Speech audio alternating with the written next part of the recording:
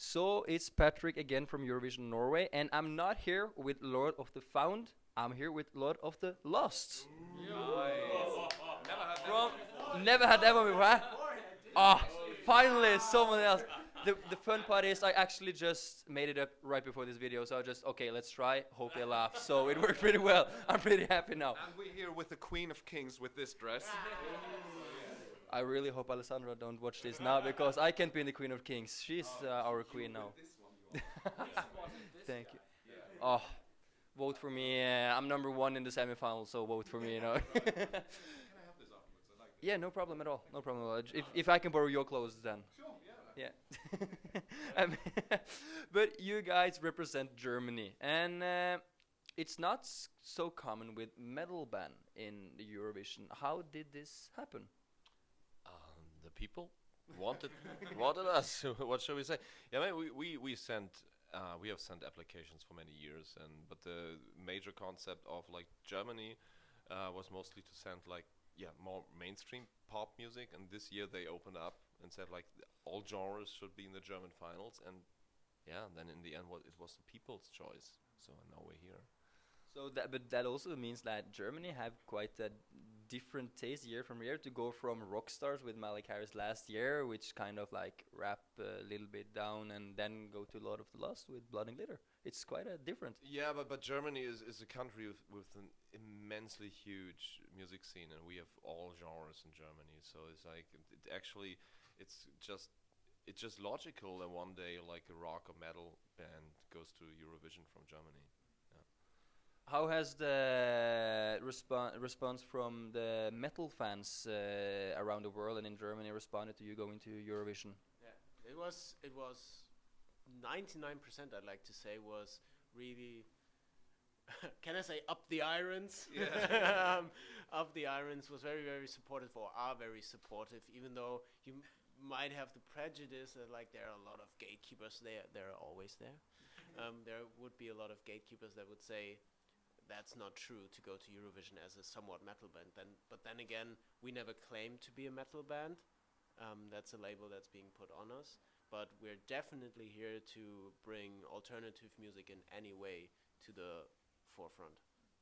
So you actually don't look at yourself as a metal band? That's just like the label you have gotten? No, yes. Not entirely, yeah. Yes, and the thing is, we've been always like dancing on many marriages at the same time. And of course, somehow we're a metal band. But if you ask like a real, true metal fan, he would say no. Lord of Lost isn't a metal band. If you ask like a real 80s pure goth person, they would say we're not a gothic band. Because like we are too heavy to be a gothic band. We look too gay to be a metal band. We're always too something to be part of one thing entirely. And at the beginning of our career, it might have been a bug, but now it's our feature actually. And this is what we are. We are so many things at the same time, and that's actually what the song Blood and Glitter is about. Like, just do what feels right. You don't have to. If you want to be labeled, then others will do that for you. You don't have to label yourself. Yeah, because that was my next question about the song Blood and Glitter. Is that like a song to try to unite things together? Because we were discussing this backstage a few minutes ago, like you could say the blood from, let's say, the metal, and then the glitter from Eurovision, like try to unite. We've thought about that, but I don't know. No, it's a nice picture, but we haven't we didn't think about it that way. It's more like blood and glitter. So blood is everything inside of us, and that connects us all. We're all from the same blood is one of the key lines of the song, and glitter is everything around us. Actually, the way we choose to look, the way we want to change, and in a nice way, it fits perfectly to us and to Eurovision at the same time. But since we don't feel like a typical metal band, we don't feel like we have to connect metal with Eurovision, because the Eurovision world is not new to us. It's not like we have like the typical Eurovision fan. We have these fans for many years, so it's a part of us that just grows a little bigger right now. And Eurovision, of course, is about unity of music, of all genres.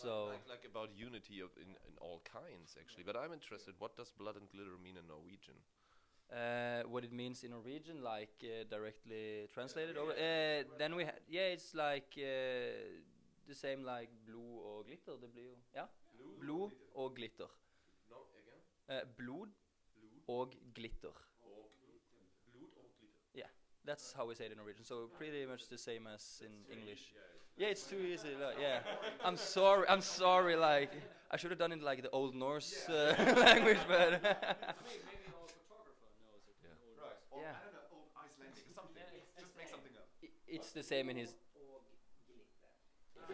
did they have glitter in the old days? Yeah, like you know, I asked myself. Maybe the blood was a glitter back in the old days. In a way. But everything was black and white back then, so you couldn't tell. Glitter was the feeling when you got hit by an axe.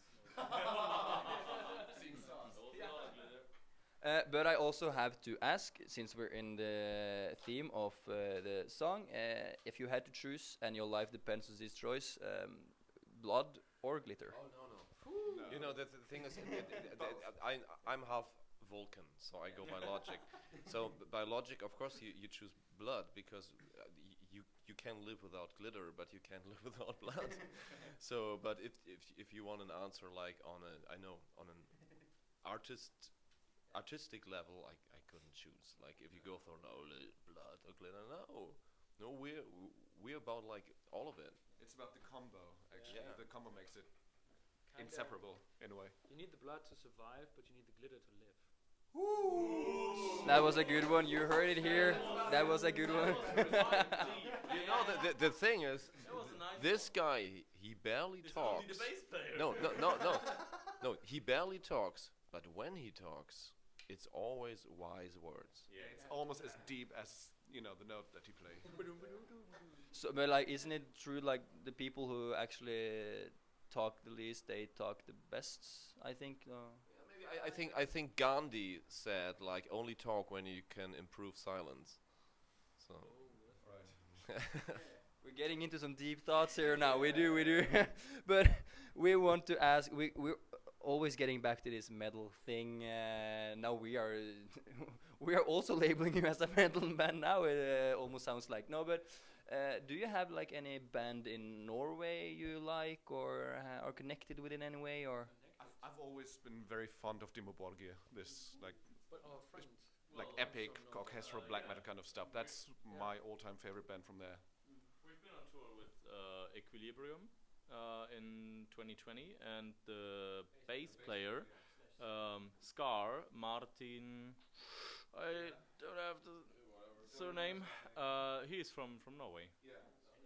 No, there's two bands. Like the singer of Combi Christ, he comes from Norway. He's a good friend of ours. Then a band that we're gonna tour with at the end of the year, and I'm not allowed to say that in somewhere in Scandinavia. Actually, it's the Norwegian band called Gothminister. It's also a very good band. Yeah, we know many bands like Malice in Wonderland from Bergen, also good friends of mine, and yeah.